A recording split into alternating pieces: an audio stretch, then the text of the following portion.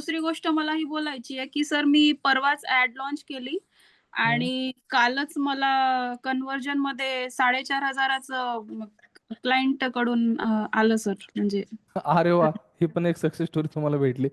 खुश आहात तुम्ही? बाबा काय तुम्हाला ह्या गोष्टीचा फायदा होतो की नाही तुम्हाला वाटत होतं. पण हां. तुम्हाला हे ॲडव्हर्टाइजमेंट केल्यानंतर त्याचा फायदा झाला? हो सर. आता तुम्ही हो. मला सांगा तुमचा रेव्हेन्यू किती झाला? माझं हेच झालं ना 4,500 झाले आणि मी फक्त आणि किती खर्च केला त्यासाठी? त्यासाठी मी सलग ₹200 म्हणजे पर म्हणजे पर डेचा ₹100. विचार करा फक्त ₹200 मध्ये तुम्हाला किती ₹4,500 भेटलेत. हां सर. किती किती पट झाले ते? किती पर्सेंटेज झाले ते रिटर्न्स आर-ओ-आय काढला तर? प्लीज जे कोणी मॅथेमॅटिक्समध्ये एकदम हुशार होते त्यांनी टाइप करा. ₹200 चे ₹4,500 झालेले आहेत. कुठला स्टॉक्स तरी देऊ शकतो का ते? किती दिवस झाले मॅम ह्याला? किती दिवसात भेटला नाही तुम्हाला?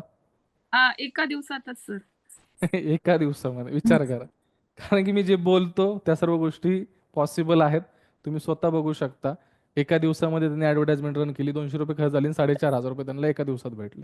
मला ठीक आहात ॲक्चुअली मॅम. असं वाटलं होतं ना, की जर आपण हां. आधी शेअर केलं तर मग ह्या गोष्टी परत नको थांबायला. पण बट आय थॉट की बाकी सगळ्यांसाठी मोटिव्हेशन हे असेल.